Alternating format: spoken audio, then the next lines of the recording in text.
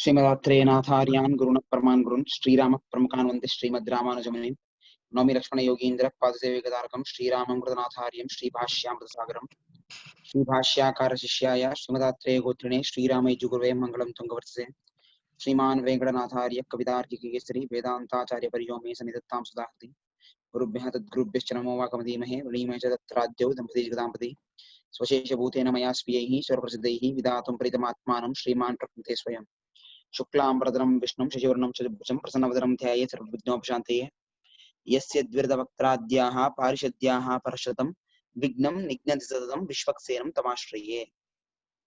Once again, Mahodaya, I didn't open the PPT. I'll open it. Yeah.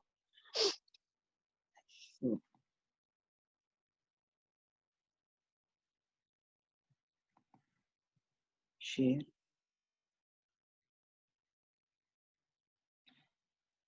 Not coming. Take an emission.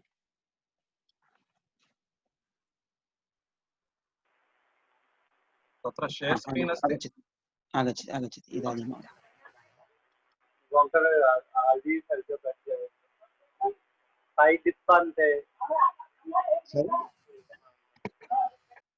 I couldn't hear you. Mahodaya? अहं न उक्तवान् mute कृतवान् सर्वेषाम्. Astu. Welcome you all for the day 4. In the last class, some things I couldn't cover properly. I will just cover up those things, and then our guest speaker of today will take over. What we learned for the first few days, just do a small recap. The first day we saw what are the pramanas, pratyaksha, anumana, shabda, and we saw what are the limitations of pramanas, of pratyaksha and anumana, and why we should rely on shabda pramana for things relating to Atma and Paramatma, that is Jiva, soul and super soul.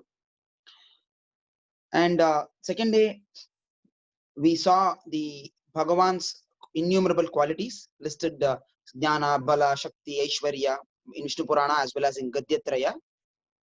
We saw some of the characters like Vatsalya, Karunya, Dhairya, Shaurya, Karunya, something like that. I mean, we saw some of those qualities of Bhagavan. And we saw the 5 forms of Lord, Para, Vyuha, Vibhava, Antaryami and Archai. Later on, we saw, we dealt with avataras and Avesha avataras, all those aspects by the question. And we talked about a bit of Varna and told Shadari, the representative of Nammalvar, is kept on the head. And after that, we went through Nama Parayana of Balakandam of Ramayana, basically, Nama Ramayana. And we saw the Ajamila story, how important is Nama. But however important it is, I mean, there's no doubt about it, but still, it will not fetch the moksha. We saw it will lead us towards the moksha, liberation. Then the next day, we saw something called Bhedashrutis, Abhedashruti, and Ghataka-shruti. And we saw how Ramanuja reconciles Bhedashruti and Abhedashruti. Basically, those Shruti Vakyas which talk about the differences between the soul and the God, and those are Bhedashrutis. And we saw Abhedashrutis which talk about there is no difference at all between the soul and the God. So we saw those two. And we saw how Ramanuja was able to reconcile both of them by using Ghataka-shruti, by having Sharira Shariri Bhava. Bhagavan becomes, or God becomes the Shariri, and we are the Sharira. That's what we saw. In that, while explaining that, I explained about Chit, Achit and Ishvara. I came to know by the feedback that some of those aspects were not clear. Pravina Bhagini most probably will clear it up. So I am not going to touch upon that unless she asks for it. There was one question yesterday about the form of the Lord. I told in Agamas it is already told what are those forms and everything. But there are some sentences in Vedic corpus which tell that Bhagavan or Lord or God is Akayam, means he has no body. Those kind of statements are also there.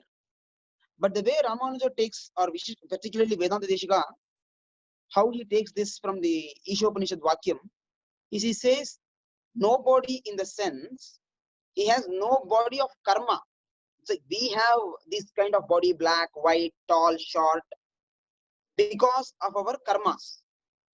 That kind of body God does not have. He takes the form whatever he wants. If he wants Narsimha, he'll become Narsimha. If he wants to become Varaha, he becomes Varaha.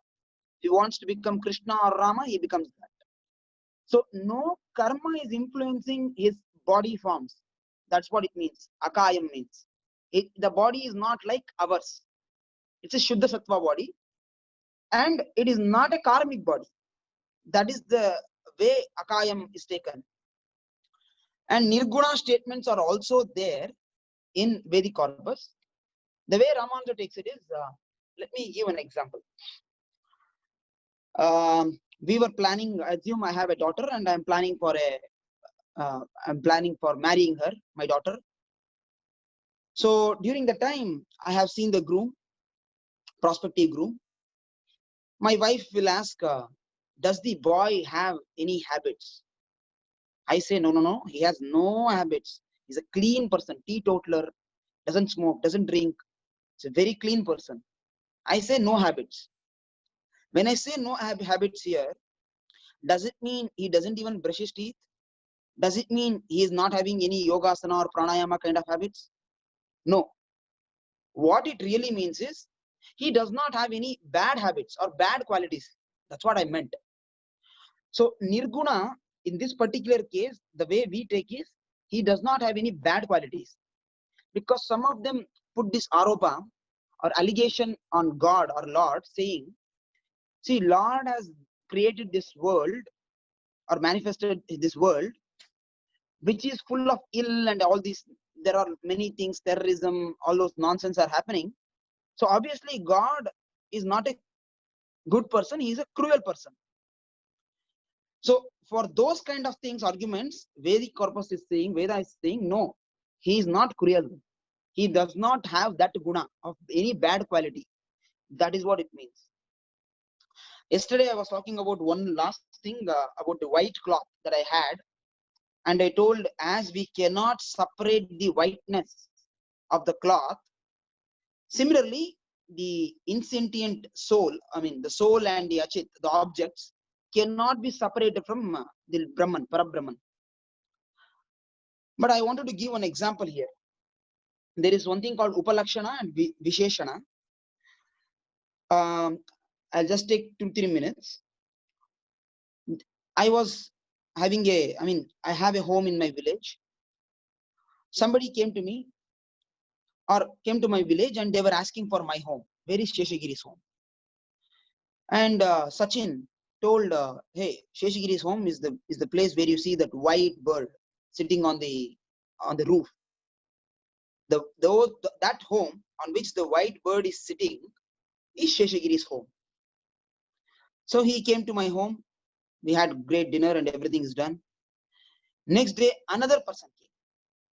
So assume Rohit came next day to the same village.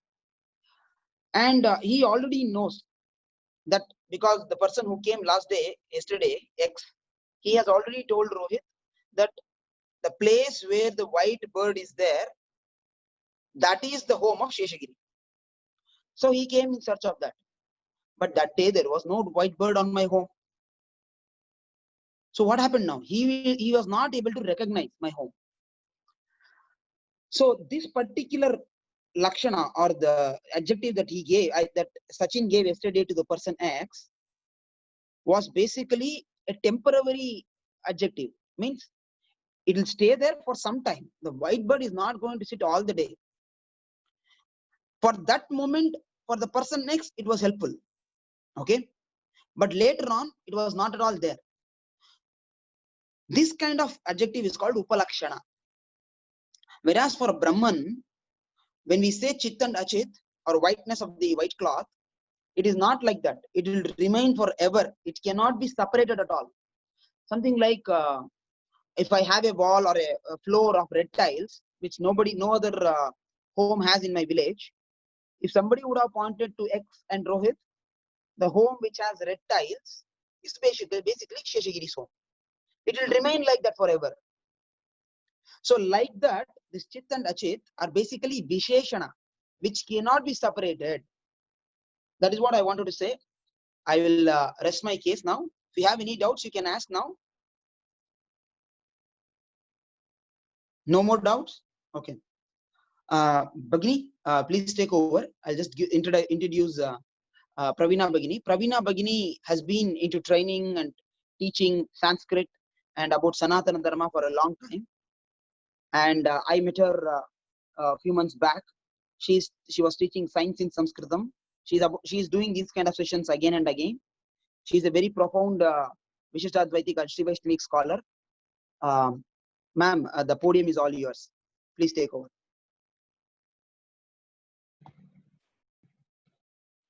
Namaste ji, dhanyavadaha.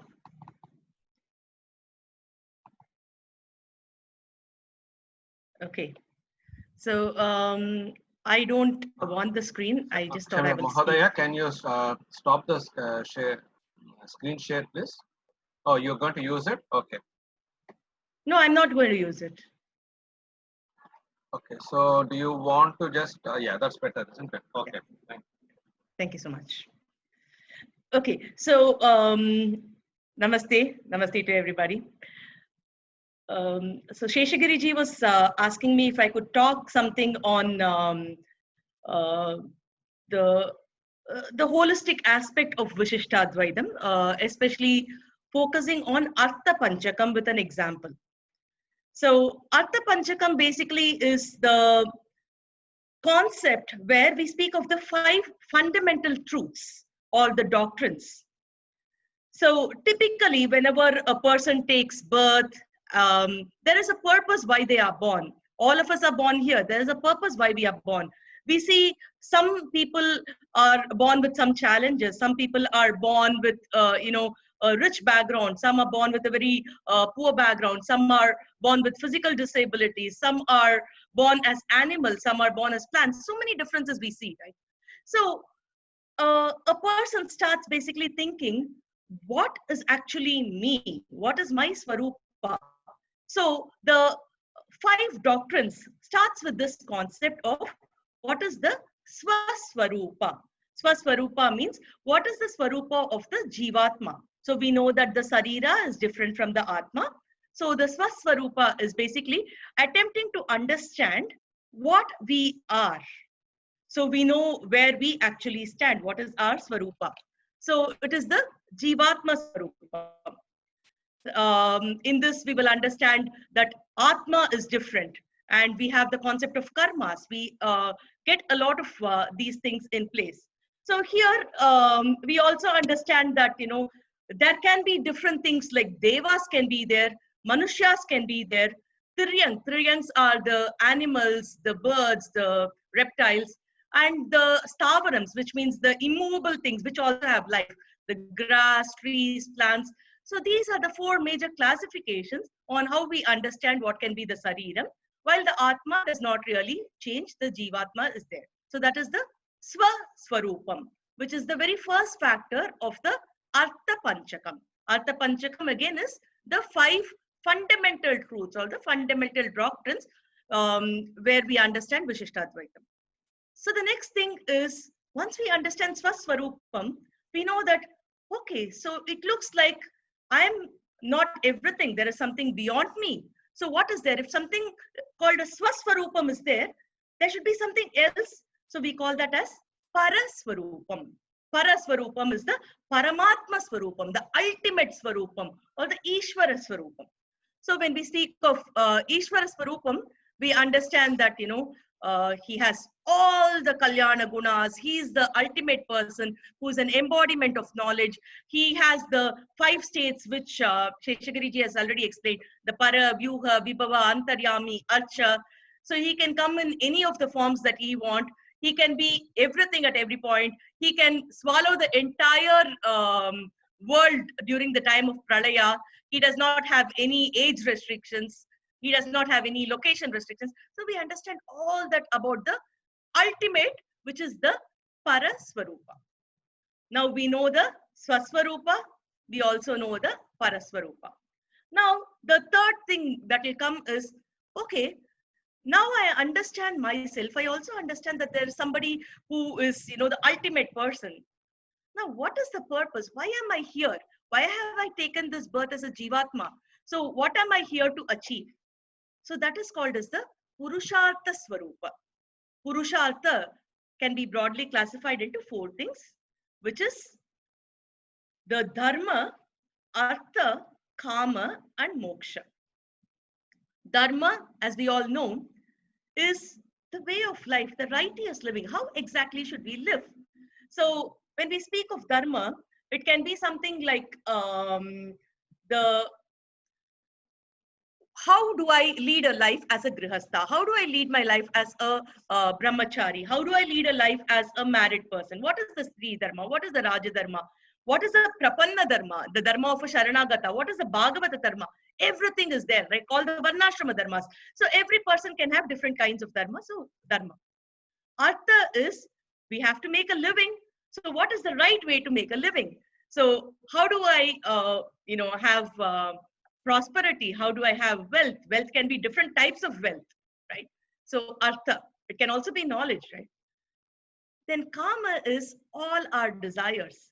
So a person wants to do something, he wants to gain some property, he wants to get married, he wants to have children, he wants to raise his family in a particular manner, he wants to own certain riches.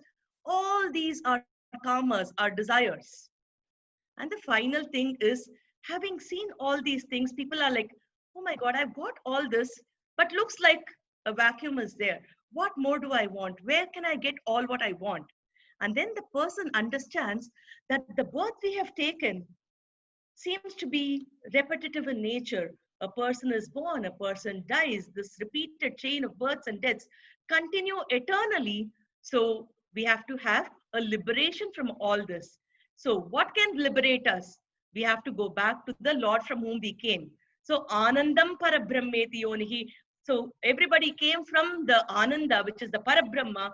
So we have to go back to that Ananda, which is Bhagavan himself. So that is the Mokshanandam, Bhagavat Seshatvam. So we will be subservient to the Lord, where we don't have to be born ever again. Usually they say, right, even if we go to the Swarga, Kshine Punye Madhyalokam Vishati, once all our punyas get over, we will be thrown back into this world. But if we go to the Sri Vaikunta, we will not be thrown back here. We will be able to be there eternally as muktas, as mokshas. We have attained moksha, so we will be there eternally subservient to the Lord. So these are the 4 Purusharthas. So we have seen 3 different concepts till now in the doctrines. First was the Swaswarupa. The next is the Paraswarupa. Third is the Purushartha Swarupa. Now when we understand what is the Purushartha Swarupa, we know that, these are the 4 things. Now, how do I get all this? How do I get moksha? So what is the means to achieve moksha? Because if I can eternally be there, I don't have to be born here in this samsara. I have to do that. Come what may, I want to achieve that moksha. So what am I supposed to do for moksha? So God in Bhagavad Gita speaks about karma yoga, jnana yoga, bhakti yoga, everything. In the Vishishtadvaita doctrine, in addition to bhakti yoga, we have something called as Sharanagati. So Sharanagati is what we call as the Prapatti. Prapatti is surrendering ourselves to God. And that has 5 different things, which is called as the Angis. The Angi is the Prapatti. We have the 5 Angas of that Prapatti, where Anukulya Sankalpam, Pratikulya Valjanam. So this is something celebrated like, a wedding of a girl with a groom. So it is like, this particular girl is now handed over to the groom in marriage by the Acharya himself. So Acharya takes the role of a father and the Jivatma takes the role of the girl. Paramatma is the groom and they both get married. So Prapatti is celebrated as the Atma Vivaha, or the ultimate marriage of the Atma to Paramatma, because all of us are under the impression that the Atma is ours. We think the Atma is ours, but it is actually God's, right? We are a property of God. So we have stolen it and we are thinking that it is ours. So we return it saying that, no, no, I've understood the reality thanks to my acharyas. So I'm surrendering it back to you. This is now going to be your property. Now I will be of servitude to you. So once we surrender to the God, he takes care of us by being the Bhakti Yogam himself. It is not that Bhakti Yogam is skipped. We are requesting the Lord, saying that, look, I am not capable of doing Bhakti Yoga. Akinchanyam, Ananya Gatitvam. I don't have anybody to help me, because I don't think I can do a Bhakti Yoga the way Prahlada did. I don't think I am capable of doing anything which was done during the Krita Yuga. So what else can I do but to surrender to you, saying that I can't do anything? So the Lord, just like how, suppose a person who's challenged, who can't see, wants to write an exam, the examiner will permit a person to write down the notes for this person, right? Similarly, the Lord, because we say that we are not capable, I just can't do it, and we surrender to him, he takes the position of Bhakti Yoga himself. And in the place of Bhakti Yoga, the God does the Bhakti Yoga, thereby guaranteeing that our surrender will work. And at the end of this Janma, we will be given the eternal servitude to the Lord. We will be freed from this repeated births of samsara sagaram, births and deaths and births and deaths. So we come out of this chain by the grace of our Acharya. So that is called as prapatti, or complete surrender to God. So in which case, just like how a girl has to abide by certain rules for the wedding, the Jivatma has to abide by certain rules, which is Mahavishwasam. By this marriage, God is going to give me the ultimate abode. My Bharanyasam, or my Sharanagati, is going to definitely work. I am an Akinchanya. I don't have any other Gati. So I will promise to be as conducive to the Lord as possible. I will avoid all those things which are not right to follow. So we adhere to all these basic rules that are there as the Angas of Prapatti. So all these are the Upayas. Upayas, in addition to Bhakti Yoga, we have the Sharanagati. So we've covered 4 aspects of the Artha Panchakam. Now coming to the final aspects, I'm sure all of you have discussed about the Tattvatraya, right? Tattvatraya of Sri Vaishnavism. All of us would have discussed, where it is the Chit, Achit and Ishvara. So Chit, we've already seen the Jivatma Swarupam. The Paramatma Swarupam is the Paraswarupa that we've already seen. Now, in order to achieve Ishvara, we said that we have to do the Bharanyasam, Bhara Samarpanam, or Sharanagati or Prapatti. Now, this is the Upaya. So, Upaya and Upeya is the same, which means that how are we going to get our ultimate moksham? It is through the Lord, who will be the Bhakti Yoga. What are we getting at the end of it? It is the Lord himself. So the means and the end is the same for us. Therefore, the Upaya, Upayam is the same. So what we want and through which we achieve happens to be the same. Now, having understood all this, the immediate question that will come to our mind is, so what has been stopping me till now? Why have I not achieved what I want to achieve? So what are the Virodha Swarupas? What all have been the Virodhis in this process? So what has been stopping me from achieving what I have to actually achieve? So for this, we have a lot of Virodhi Swarupa, which could again be the same things, Swarupa Virodhi, Paratva Virodhi, Purushartha Virodhi, any of these can be there. The Upaya Virodhi can be there. So any of these could have acted as Virodhis. So Swarupa Virodhi can something be like, Ahankaram. Why should I surrender? I can do a lot of things by myself. I'm going to start learning the Vedas right from now and I will get it. But we should remember the Bhakti Yogam may not be possible in one Janma. And there are a lot of rules and restrictions. In today's state, we don't even get the kind of ingredients that is required for the process. So what do we do in those cases? Who is going to teach us how to do these things? So a lot of restrictions is there. So Ahankara, Mamakara, a lot of these things stop us from achieving what we want. So all these have been Virodhis. Not surrendering to the Lord, not having the right knowledge, all these can be the stopping factors. So Virodha Swarupa. So these are actually, I'm giving you a really tip of the iceberg view of the whole thing. For these, a lot of granthas have been written explaining these concepts in detail. The Rahasyatrayasara of Swami Desikan deals with a lot of these things. He's also written a Tamil Prabandham, which is called as Artha Panchakam. Pillai Lokacharya has written about Artha Panchakam. So this is dealt with in length in many of the works. So this is just a very, very high level understanding. So for us to understand it in a really simple way, I thought I will give you an example which most of us actually know, but it will help us connect these dots in a more concrete way. We know the story of Gajendra, the elephant, right?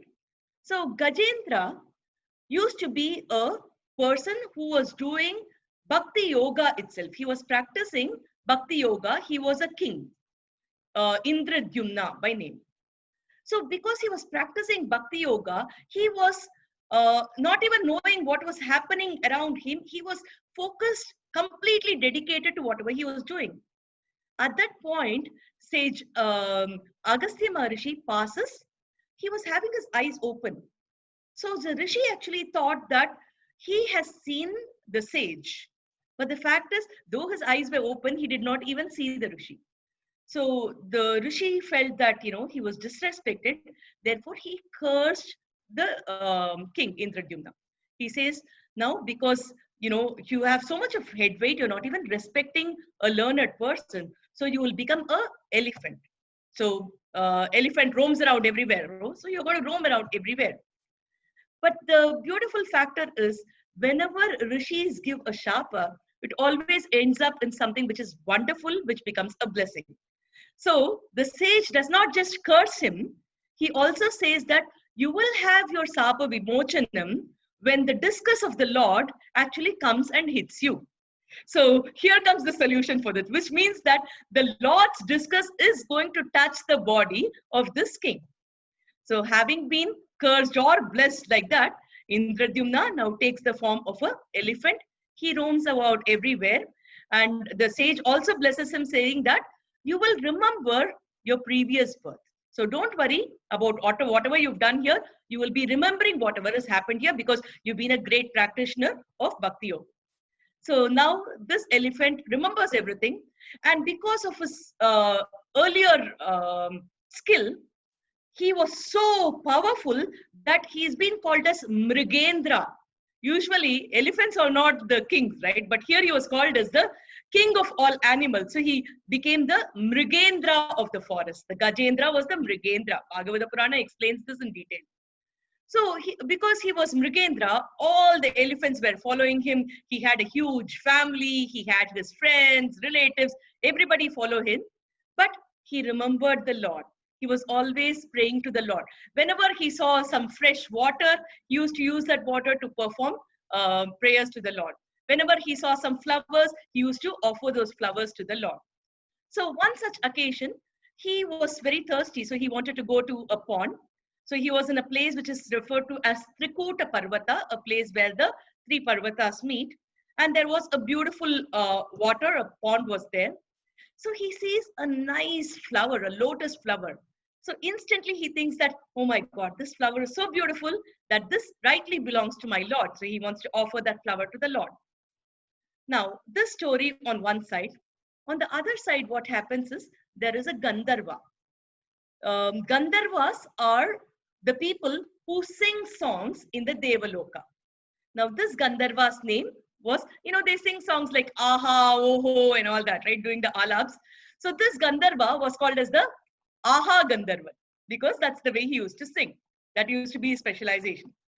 Now, when he was playing in the water, he was thinking that it is one of his girls who was along with him in the pond. So he not only just pulled the leg, but it happened that it was the leg of a Rishi. Now that Rishi curses him, saying that, what on earth will you, how can you pull the leg of a Rishi who is offering his obeisances to the god? Because this characteristic is typical of a crocodile, you will now become a Markata, you will become a crocodile. So the Gandharva now gets a curse. Now again, the Saba Vimochanam says that only the Lord's discus will help you get rid of this shapa. And to help you get rid of this, because this is a apachara done to a Bhagavata, you can get rid of this only by yet another Bhagavata. Nobody else will be in a position to help you. Now, all these situations come together. This is called as the Deva Sankalpam. Now, the god has to make sure that the crocodile is given Sapa Vimochana on one side, and he has to become the Gandharva again. On the other side, here is our elephant Indradyumna, who has to have Sapa Vimochanam. Both of them have to have the Sudarshana Chakra. For the crocodile, the additional parameter is that the Bhagavata has to be, worshipped. So all these things are happening now. So to bring everything together, this elephant is now attracted to that pond, which has this beautiful lotus. This is the Deva Sankalpa. Now the elephant goes inside, and this crocodile, having been waiting for a Bhagavata to come, because he has to surrender to a Bhagavata to get rid of all the issues that he had, he now holds the feet of the Gajendra Alvar, and he is not going to leave it at all. Now this Gajendra remembers, oh, so I am such a powerful elephant, so I can help myself. So the elephant pulls itself outside because he wants to go and worship the Lord. Now the crocodile is not going to let him go. He is pulling him back to the water. I am not going to let you go as long as my sapa is removed. So back and forth, they go around, back and back and back. The Bhagavata Purana says that it happened for 500 years. So the elephant was moving back, the crocodile was pulling him in, and this episode repeated itself for 500 long years. And all that was because of the Ahankara, being an elephant, being so powerful, and he was a Mrigendran, the elephant thought that he can help himself. And the next 5 years he said, okay, maybe I was not able to help myself from this crocodile, but the fact of the matter is, I have so many people, one elephant may not be powerful enough, but I have my friends, I have my relatives, everybody is surrounding me now. So if everybody pulls me together, I'll be able to come out of this. So his people are now helping him. Everybody together pulls him out. But now the crocodile is very, very clear. He has the strength of a Gandharva. He pulls him back into the water. I'm not going to leave you unless and until my Shapa Vimochanam happens. So this happens again for the remaining 500 years. So because water is the stronghold of the crocodile, he pulls him back to the water. Land is the stronghold of the elephant, he pulls him to the land. Land, water, it happens 500 more years go. 1,000 years go. And that's when the Gajendra realizes, what have I been doing? So he says that I cannot help myself. My bandhus or mitras can't help me. So my ahankaram is gone. My mamakaram is gone. So this is what we learned as the fifth thing in Artha Panchakam, the Virodha Swarupam. So ahankara, mamakara is what is making me stay here. So he realizes his Swaswarupam now. I am a Jivatma. I am subservient to the Paramatma, right? So the second thing is the Paraswarupam. So he understands that the ultimate controller is that Bhagavan. So what he does is he calls to that Bhagavan in this story where he says, hey Bhagavan, who is the Adi Bija? If you go and refer to 8.3 in Bhagavata Puranam, the same words are used. He says, Adi Bija, who is the seed of everything else. Such Bhagavan I worship. So, he says, you are the Para, you are the ultimate. So, I am surrendering to you. So, when he says that, the Swarupa is understood, the Para Rupa is understood. Purushakara, I mean the Purushartha, Dharma, Artha, Kama, Moksha is there, right? So he understands that he wants to have moksha. He wants to have freedom from all these things that was happening. So the Upayam is who? Is again Bhagavan, who is the Upayam, and the Upayam is the same. I worship you because you can only help me. So the moment the Gajendra called for the Lord as, Adi Bija, the God comes instantly. In fact, usually God uses his favorite vehicle, which is Garuda. He is known as Garuda Vagana, right? Because Garuda is said to run really fast. He's supposed to fly very, very fast. So whenever the speed has to be in the speed of thought, God is supposed to use the Vedatma or Garuda. But here, the Lord is said to have moved faster than the speed of Garuda. That usually they say, Jammana Vandar. He came like a jam, Gajam. God wanted to pronounce the word Gajam, but the moment he said Ga, he was already in the presence of Gajendra because he could not tolerate his devotee suffering because his Ahamkaram is gone, Mamakaram is gone. Ga, by the time he could say Jam, he was already there. So whenever somebody comes, at the right time, people say, Jam, you've come, Jamna Vandrika. So that Jam is based on this story. That's what elders say. So Gaja, that was the speed in which God came. He was faster than the Garuda, is how our elders explain this situation. So the moment he knows his Swarupa, the moment he knows the Paramatma Swarupa, he realizes the Purushartha, he understands the Upayam, and he knows who are the Virodhis in this process, what has been stopping me from achieving it. The Lord came there. And the Lord came and blessed Gajendra in such a way, saying that, you have, called me when you were in the most difficult time. So he used his Chakrayuda because that was the curse of the Rishi. And this Chakrayuda had to be pushed in such a way that it will not trouble Gajendra at all. He wanted to make sure that Gajendra is not troubled. So he positions the Chakrayuda just to make sure that both of them are freed rather than being hurt by it. So Chakrayuda does its work. Now this crocodile who was holding on to the feet of the Bhagavata, saying that, the apachara done to a Bhagavata can be resolved only by another Bhagavata, is now free. He became a Gandharva and he also reached the right stage from where he came. Now, as far as Gajendra is concerned, the Lord is so happy. The Lord says, tell me what you want, Gajendra. I will grant you all what you want. So Gajendra says, what do I need? You are here.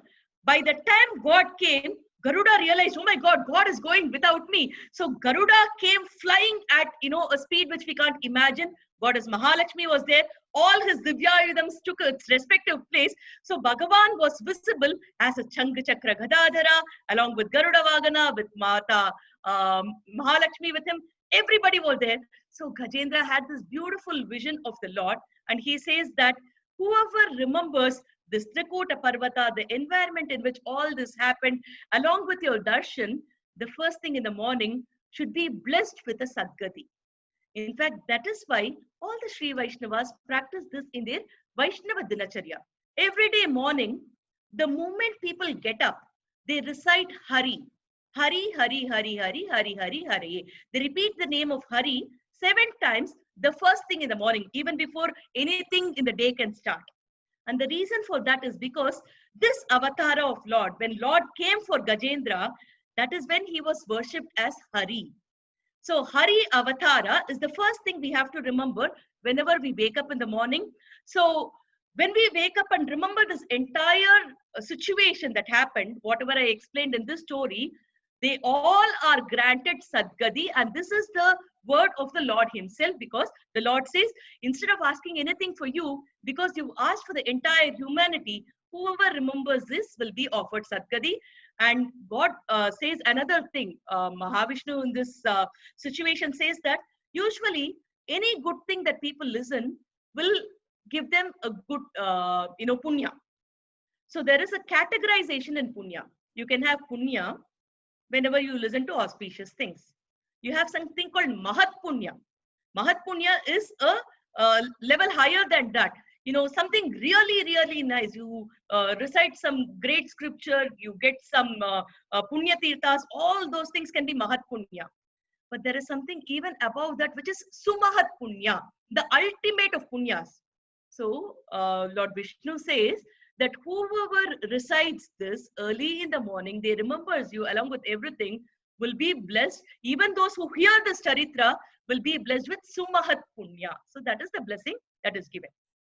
So this overall, this beautiful episode that happened in Gajendra explains the concept which we wanted to understand, which is the Artha Panchakam. Artha Panchakam, where we started Swa Swarupam, which is the Jivatma Swarupam, where we are not able to achieve anything by ourselves. We are subservient to the Lord. We are Atma. The Sariram is different. The Atma is different. We can be born as anything. He was Indradyumna, a king, but then he became an elephant. After Papa Vimochanam, he could continue his Bhakti Yoga. So a lot of these things happened, right? The Gandharva was there. He became a crocodile. So the Swarupa, the Sariram is different. The Atma is different. Paraswarupam, the ultimate Lord, who is the Bhagavan, who actually can, come in a speed of faster than that of thought, even faster than Garuda in this case. And the moment we call him, he is there to help us. So he is our protector at all times, Paraswarupam. The Purushartha, Dharma, Artha, Kama, Moksha, and most important is Moksha. So we have to achieve Moksha because we want to get rid of this repeated cycles of births and deaths. And what is the Upaya? Bhakti Yoga or Prapakti Yoga, surrendering to the Lord, ultimately is called as Prapakti. The moment the Virodhis of Gajendra, of the Ahankara, Mamakara, everything went off, the Virodha Swarupam was gone, the Upaya actually paid for it. The Upaya was the Lord. He called for the Lord and the Lord was there, right there at that particular time. So the Artha Panchakam, the concept, can be clearly understood with this particular story. So I think I will stop it here. If you have any questions, we can discuss.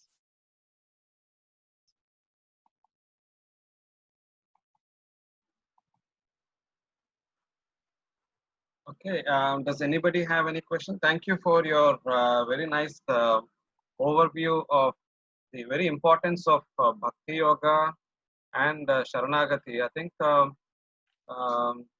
relating it with the story is also very helpful. Perhaps you can receive a couple of questions if there are any. Okay, so there is a question from Akhil. Can you read it, Ravina ji? Okay, it basically says, is the Virodhi Swarupa because of Maya? Yes. Yeah. Yes, it can be Maya, it can be our own karmas. As I said, all these specific things, right?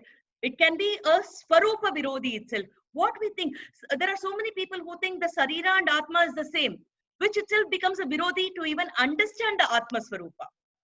So we don't go to the right Acharya, that becomes a Virodhi because we are not getting the right environment to learn things from. Our Swarupa, maybe we are not in a conducive Swarupa to go and learn these things. So a lot of such Virodhis are there.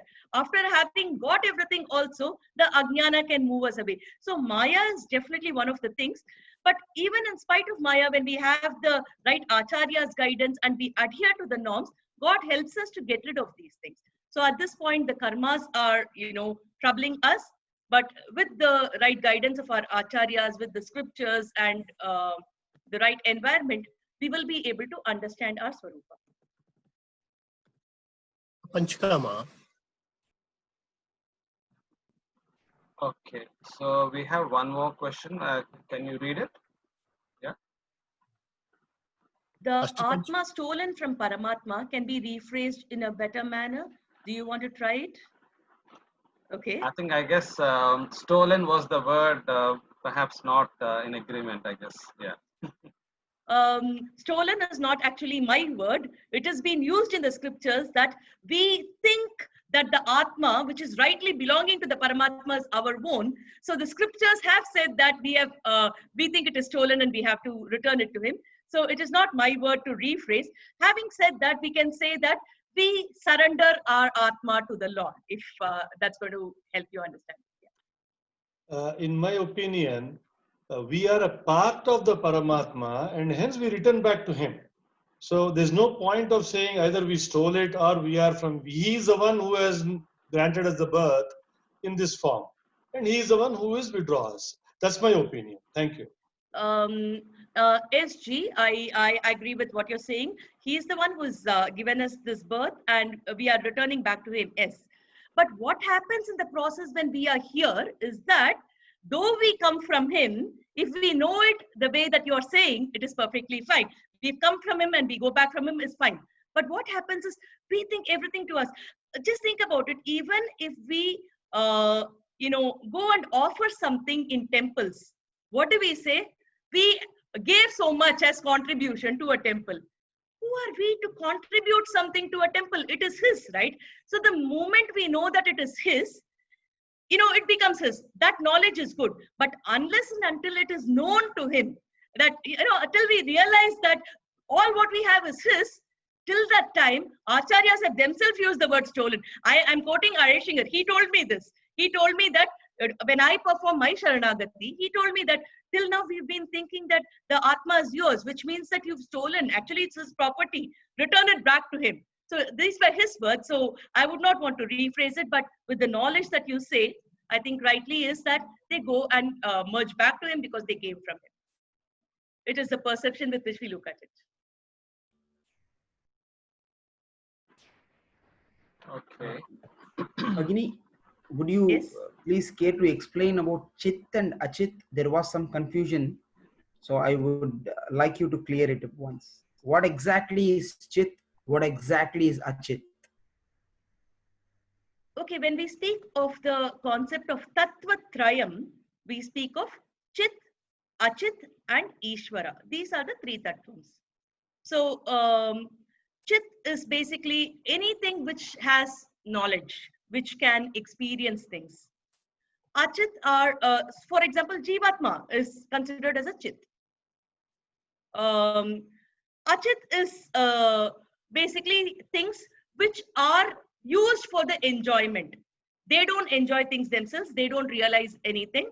So they are a bhogya vastu for everything else. Now, Ishvara is the controller of Chit and Achit. That's the way we understand. So these are the three major categories.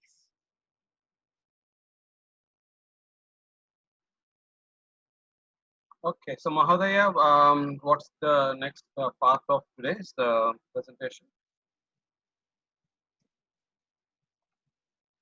Mahodaya, we had plans of one more story of Samudra Manthana, but No, I was actually thinking if people have more questions on these, we could discuss because,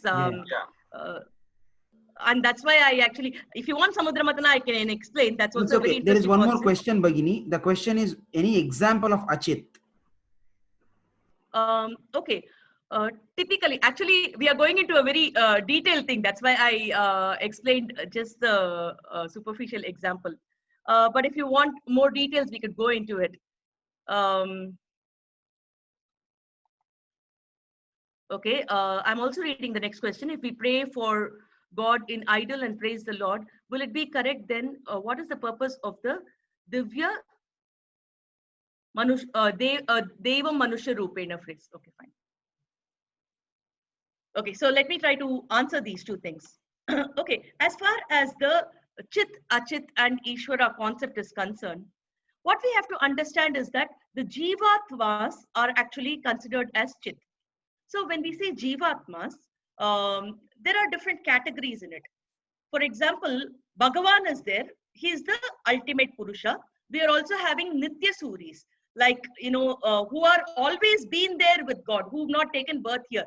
For example, the Sudarshana Chakra or the Garudalvar or the Adisheshan, all these have been Nityas who've always been there. Okay. But outside of that, when we speak of the Atmas, what happens is that one is we could be born as a Manushya. We can be born here as a Manushya. When you are born here as a Manushya, all of us aspire to be Muktas because we are born in this repeated cycles of births and deaths. In fact, Vedas explain that we can even count the number of sand particles in the oceans, but we can't count the number of births every Jivatma has taken. They take repeated cycles of births, and deaths over and over again, that it is endless. Because for our cycle to end, we should not have any stock of punyas and pavas. Not only papa, even punya is considered as a virodhi for moksha. So what happens is that we have to get rid of all the punyas and papas. So we come back, we are born here, and we want to exhaust our quota of punya pava, so we take a birth. But in this process, we accumulate, different kinds of punyas and papas. So after a few births, mountains of punyas and papas get accumulated that it becomes practically impossible for us to exhaust it. So what people do, how do I get rid of all these accumulated sins? Getting rid of what I did in one birth itself is difficult. How do I get rid of all these things? So becoming a mukta, freeing ourselves from this punya and papa becomes an important thing. That is why the Vishishtadvaita Sampradayam has a concept called Satvika Tyagam. Satvika Tyagam is end of every day, even when you all do Sandhya Vandanam, you say, right? Kayena vacha manasendriyaiva buddhyatmanava prakrite svabhavat karomi yatyat sakalam parasmai narayanayati samarpayami. Let it be Kayena vacha manasa, let it be by action, by words or deeds. Whatever I do because of my prakriti svabhava or because of my karma, any action that I do, let me offer everything to Narayana. In this way, what happens is neither the punya nor the papa actually gets attached to you. You do a sattvikan tyagam, offer everything to God himself. So because of this, what happens is that we don't get an account of punyas and papas. So in this case, muktas. So nityas were the first one we discussed. The next is the muktas. We want to get rid of this cycle of birth and death, we become muktas. The third group are those who are still in this, cycles of births and deaths, repeatedly taking births and deaths. They are called as baddhas. So baddhas means they are tied up into this samsara sagara, which is the baddhatma or the baddhas as we call it. The people who are not yet muktas, but who aspire to become muktas are called as mumukshus. So these are the four categories. So the baddhas are there, the mumukshus are there, the muktas are there, Nitya Suris who don't come into this category, but who are always there. So all these can be the atmas that we were discussing. Now, these are the chit categories. When we speak of achit categories, the achit categories can be explained as those which do not have knowledge by itself. The jivatmas are swaprakasham. They will have knowledge by itself. But the chit does not have knowledge by itself. These are controlled by the Ishvara. So the typical thing will be prakriti. Anything you see in the prakriti, all the jada vastus that you see are the achit categories. So a table is there, a chair is there, the mud is there. All those which does not have the chit or the chaitanyam or the knowledge can be considered as achit. Kalam, the factor of time, that is considered as the achit. In fact, even the Suddha Sattvam, the concept is called as the Achit Tattvam. That's a very detailed topic. I'm not going to go into Suddha Sattvam today because in that case, I have to explain what is the Sattva, Rajas, Tama and everything. But these are broadly classified as the Achit. And the third category is Ishvara, which we explained when we did the Artha Panchakam itself. So these are the three major categories of Chit, Achit and Ishvara. So by that time, I had another question. So if we pray for God in idol and praise the God, will it be correct then? What is the purpose of the Divya Deva Manusha Rupena phase? Okay. So to answer this, God is not only in the form of the vigrahas that we see in the temples. God can assume any form he wants, right? So the ultimate form is the para form, which he's always been there. Even when the pralaya has happened, God is still there in the para form. So the vyuha form is when he wants to create everything. So he himself becomes the different things, and we call the Sankarshanan, Pradyumnan, Aniruddhan, Vasudevan. After that comes the Vibhava form, where Lord takes avatars. So he himself explains, like Dharma Samsthapanarthaya. So whenever God wants to establish Dharma, in fact, I always used to ask a question like, should God come directly to establish Dharma? If the entire Prapancha can be created just by his Sankalpam, can't he establish Dharma just by his Sankalpam? So it should be possible, right? So my Acharya gave me an answer. It was very, really a good anubhavam, I would say. Suppose a king, a big king, is on a cruise. And he has this little child playing around, the prince is playing around everywhere. Suddenly, the little child falls into the water. Now, there are so many soldiers, there are a lot of people who can help out the king. But the instant reaction of the king was to jump into the water to take his child back, right? So my Acharya said that it is the same way, because we are his children, God need not be coming here for Dushta Samhara, but to protect his devotees, because we are his children, he prefers to be there in person. He instantly comes, like the Gajendra example that we saw, he comes instantly to protect his people. That is why he takes avatars. So he came as Narsimha, Rama, Krishna, everything, just to help everybody. So next, so what is the purpose of temple? The temple is where you go and worship God. But now what happens is, because there is nothing without God, in every Atma, there is a Paramatma which resides, right? So God says that he is the Sakshi Bhutam. Our Upanishads say that there are two birds. One bird is the Jivatma, which actually consumes the fruits of whatever it does. The other is just a Sakshi Bhutam. So the God resides as an Antaryami in every single thing that you see, not only in humans. Kevalam Manusha Rupena itina, Sarva Bhuta Rupena. He is there in all the form of Bhutas. So what happens is that when we see everything, we start worshipping everything. In our culture, that's the greatness. We worship the cows, we worship the crows, we worship everything that we see. And there are 24 gurus mentioned in Bhagavatam itself. So why does all this happen? Because we see the Antaryami of everything. Vedas explain about Surya, Agni, Vayu, everything. In Vishishtadvaita, we look at the Antaryami of everything as God himself. So we worship everything in that particular perspective. So to answer your question, in spite of the temples, why do we worship? Because God has different forms, not just restricted to the temples. He is there as the Antaryami also, in addition to the Vibhava. There's one more question. Are the Vedas the same for both Vishishtadvaita and Advaita, Ramanuja and Shankara? Yes, it is the same Vedas, the same 4 Vedas. In fact, from the Upanishads, the essence have been taken by sage Vedavyasa, who has given us the Brahma Sutras. Brahma Sutras are for a person who wants to know Brahma. Atato Brahma Jignasa is what it starts with.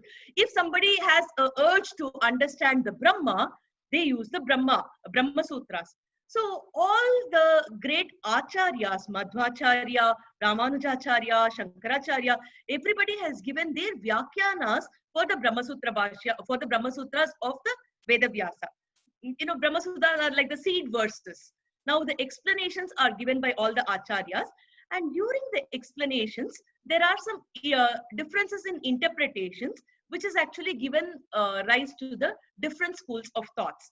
There have been acharyas earlier who've been following those school of thoughts. Here, they systematized it and helped us gain the knowledge for the forthcoming generations. So the Vedas are the same, the Pramanas are the same. It is just the some of the aspects, some interpretations have different schools of thoughts that come up.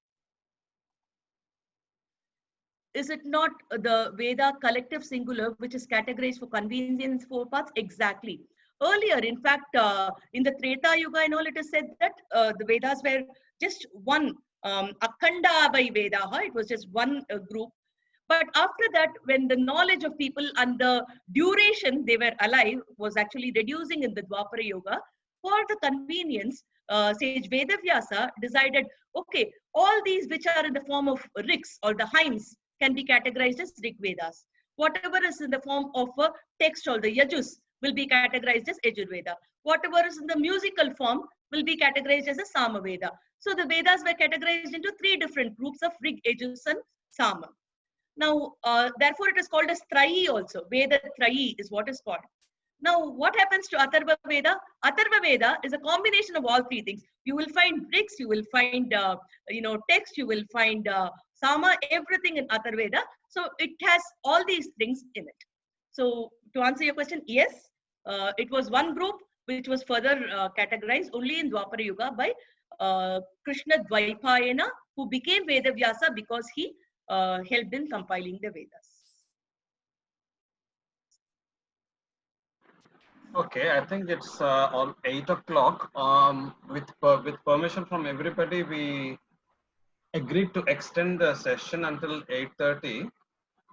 So we do have time, but at the same time, perhaps what we can do is, because you are here anyway, and we can get your best expert opinion.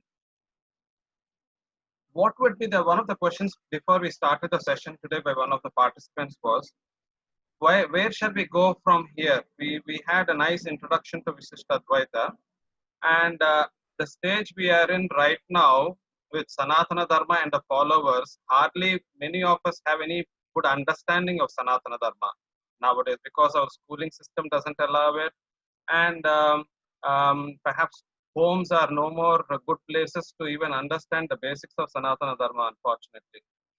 What would be the way forward for us? One, to understand Visishta Advaita, then also to have a healthy atmosphere whereby we appreciate the different schools of philosophies, Dvaita, Advaita, and so on. Like in the olden days, I guess. Of course, we don't want to fight anymore. But what will be your take on that? How do we take this to the next level of educating everyone?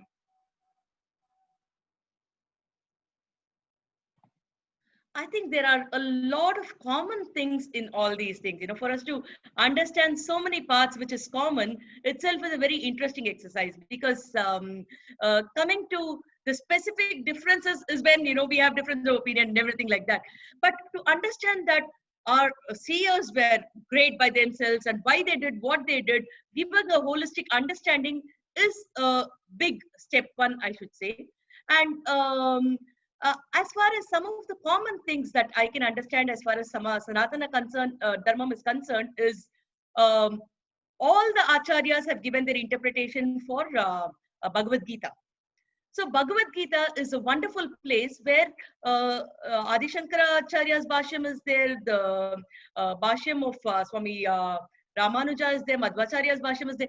So I think that will give us a very good idea of, you know, the different dimensions of the philosophies also, where everything unites with Krishna. So that will be a very nice place to start. In fact, Sahasranamam is another place. Sahasranama Bhashyam is also there. Parasara Bhattar, a disciple of Swami Ramanuja, has given Sahasranama Bhashya. And Adi Shankara has given the Bhashya as well. So that gives a kind of analysis between these two doctrines, if you are interested. Okay, thank you for that. All right, do we have any more questions? Bhagi, if Yes. if we get liberated, then we will not come back again. That was told by you. That means no more birth and death cycle. But we know the Jaya and Vijaya, the watchmen or the people who are doorkeepers of Vaikunta, they themselves came down and became asuras, like Hiranyaksha, Hiranyakashipu, Ravana, Kumbhakarna, Shishupala, Dantavakra. But then we think that once you get liberated, you won't come back. But we see the doorkeepers of Vaikunta themselves have fallen down. How to reconcile this? What does the Shastra say? Okay. I think they were doorkeepers in the Srirabdi and not in Paramapada. Okay. So Srirabdi is not the Paramapada we are talking. This is the place where Vishnu is available for all the devas and other people to come and ask him whenever. For example, we said that this Rishi went there. You know, there are so many people going there all the time, right, to have darshan. So just like how we all go to Tirupati, they all go to Srirabdi. So Srirabdi, Samudra Mathanam and all happened, right? So that is the place where the Jaya and Vijaya were there, who took birth and who came there. It is not from Paramapadam. It is not about the Nityasuris. Nityasuris will not take birth because of Shapas. They can come because they want to come. For example, all our Alvars and Acharyas are said to be some of the Nityasuris who have taken incarnations. But in that case, it becomes the avatar or incarnation. It is not a birth like what we say. Like Krishna in Bhagavad Gita says, right? Ajopi san avyayatma. Ajaha, I am not born, but I, decide to be born here because I want to have certain things done. So people can decide to take birth even if they are Nityasuris or others in the Paramapada. All these cycles of births and deaths can happen only in the other lokas.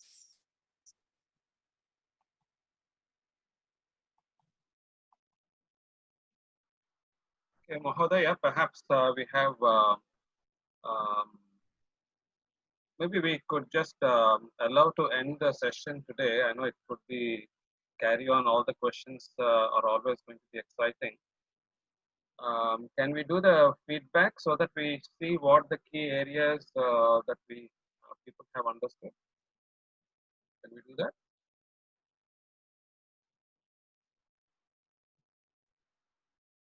Deshagiri Mahodaya, are you there?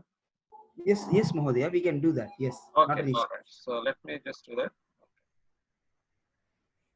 Okay, so like yesterday, can you please type in menti.com, please? And I'm just going to share the presentation. The code for today is 648427.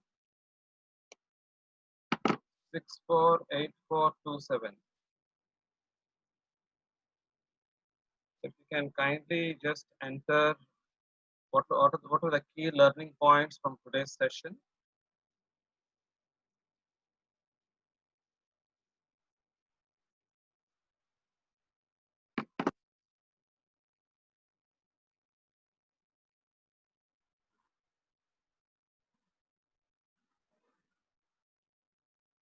So just one more time, 648427 is the code. Okay, so we have one participant responding, Artha Panchakam and Gajendra Moksham. And those who reach Paramapadam will not return. Okay. One Veda. Okay. So we have two participants making entries. Chit, Achit, and Ishvara.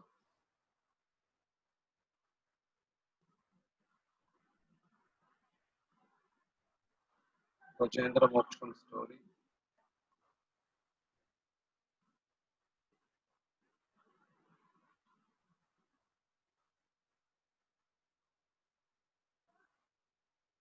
Okay. All right. So we have more.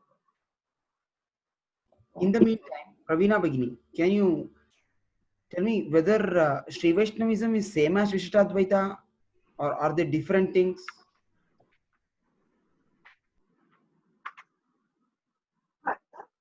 Okay. Bhagini, are you there? You have muted Praveena Bhagini. You have to unmute yourself. Said Vishishtadvaita is the philosophy and Sri Vaishnavism is usually the practices. That's how people call it. Astu. Dhanyavada.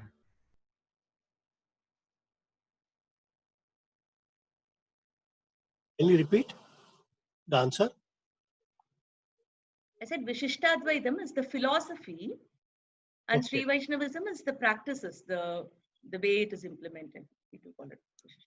Practices. For example, we perform Samashranam, we perform Baranyasam. So all people who perform Samashranam, Baranyasam, in fact, only after they perform the Panchasamskara, they are actually called as Sri Vaishnavas.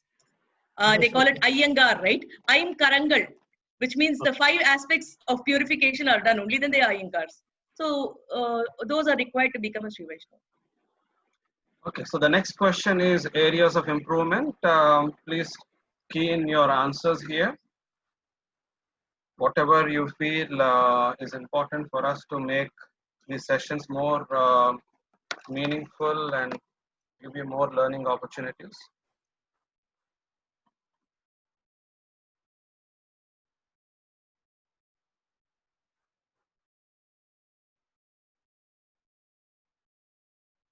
More story, less Sanskrit.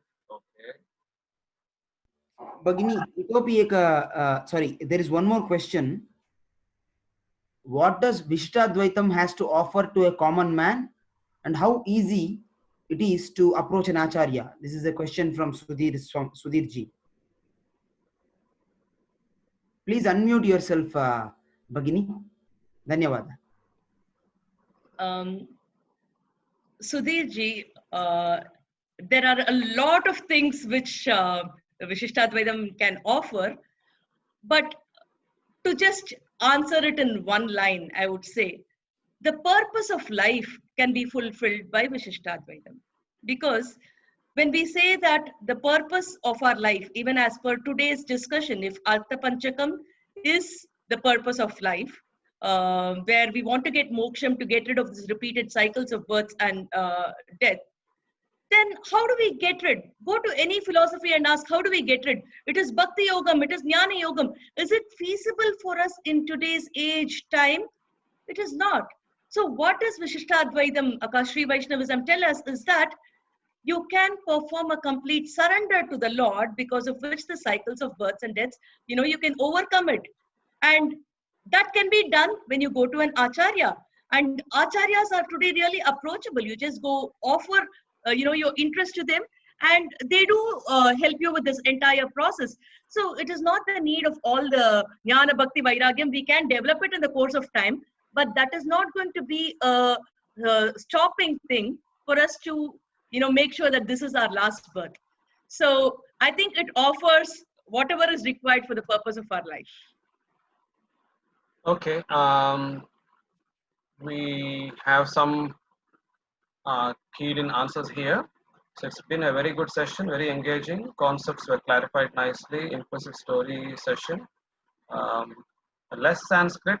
Well, unfortunate, isn't it, that we want to use less Sanskrit when actually it should be more used and encouraged. But I think in terms of understanding concepts, I think terms will still be mentioned, or shlokas will be mentioned in Sanskrit, but will be explained in English. And similarly, the understanding who should attend.